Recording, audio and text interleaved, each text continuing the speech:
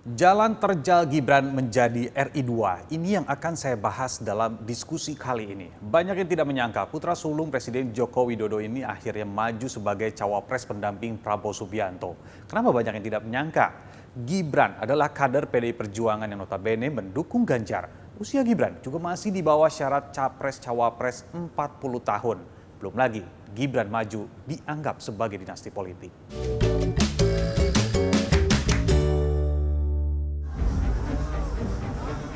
Tenang saja Pak Prabowo.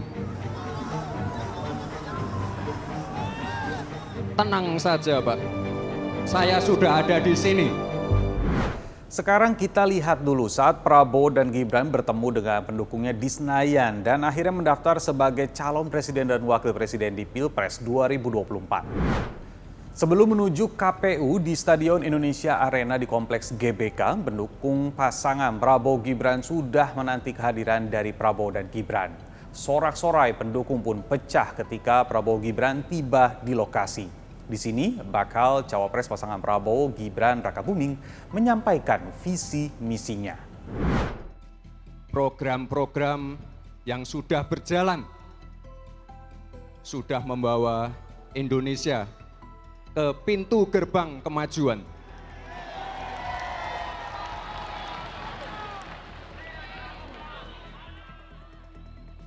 Tugas kita sekarang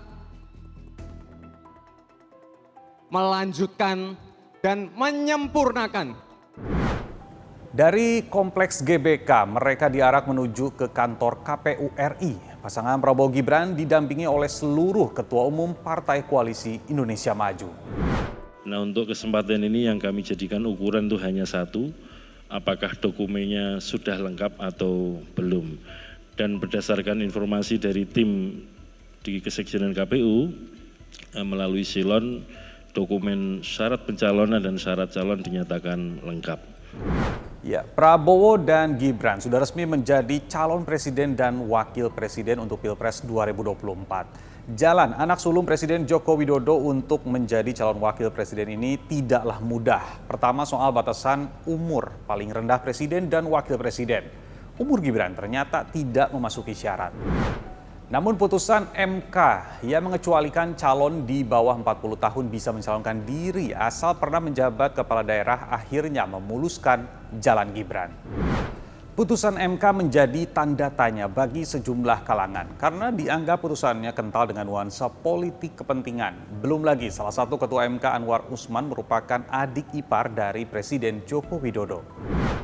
MK pun akhirnya merespon adanya laporan soal pelanggaran etik oleh Hakim Mahkamah Konstitusi dengan membentuk Majelis Kehormatan Mahkamah Konstitusi yang diisi oleh Jimli Asidiki, Bintan Saragih, dan Wahidudin Adams untuk mengetahui apakah memang ada pelanggaran etik dari Hakim Konstitusi. Selain itu, sejumlah advokat yang tergabung dalam tim pembela demokrasi Indonesia juga melaporkan Presiden Joko Widodo, putranya Gibran Rakabuming Raka, dan Ketua Mahkamah Konstitusi Anwar Usman ke Komisi Pemberantasan Korupsi. Mereka dilaporkan atas dugaan kolusi dan nepotisme terkait proses perkara uji material Undang-Undang Nomor 7 Tahun 2017 tentang Pemilihan Umum.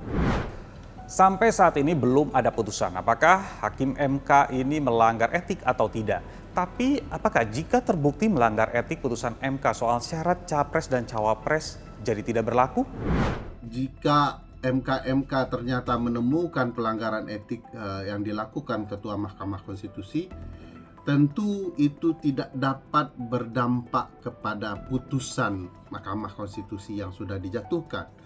Karena sifat putusan adalah final and binding. Salah satu cara yang bisa memperbaiki putusan itu adalah dilakukan pengujian kembali terhadap perkara yang sama dengan menggunakan alasan berbeda. Nah, itu tadi adalah untuk urusan hukum. Dari sisi politik, Gibran sudah dikenal sebagai kader PDI Perjuangan. PDIP sendiri sudah mencalonkan Ganjar bersama Mahfud MD sebagai capres dan cawapres atau jadi pesaingnya Gibran. Nah, seharusnya Gibran karena sebagai kepala daerah dari PDIP dijadikan sebagai juru kampanye Ganjar Mahfud. Lalu bagaimana dengan status Gibran dengan PDI Perjuangan?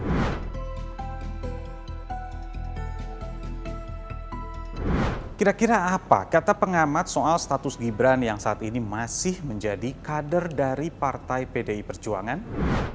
Mengenai status kepartaian Gibran, saya kira bolanya ada di tangan PDI Perjuangan. PDI Perjuangan punya dua pilihan. Pertama, tetap mempertahankan KTA Gibran.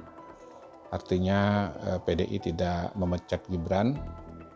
Dan artinya secara tidak langsung PDI Perjuangan punya dua calon di Pilpres 2024 ini. Calon resmi Ganjar, calon tidak resmi Gibran. Gibran diberhentikan dari PDI Perjuangan. KTA-nya dicabut seperti kejadian Budiman Sujatmiko dan artinya Gibran menjadi calon yang maju sendiri. Jalan dari Gibran menuju RI2 ini memang menuai pro dan kontra, termasuk dari pendukungnya sendiri. Di akun pribadi Gibran, ada yang mendukung langkah Gibran, tapi tidak sedikit juga yang tidak setuju dengan Gibran yang akan maju sebagai calon wakil presiden bersama Prabowo Subianto. Tapi dari beberapa lembaga survei, ternyata elektabilitas pasangan Prabowo Gibran masih cukup tinggi. Bahkan ada juga data yang memperlihatkan pasangan Prabowo Gibran unggul dari pasangan Ganjar Mahfud dan pasangan Anies Muhaimin. Ya, setiap orang punya hak untuk berpolitik dan setiap orang juga memiliki haknya untuk memilih para calon pemimpin. Saya Nabila Biasa, sampai jumpa.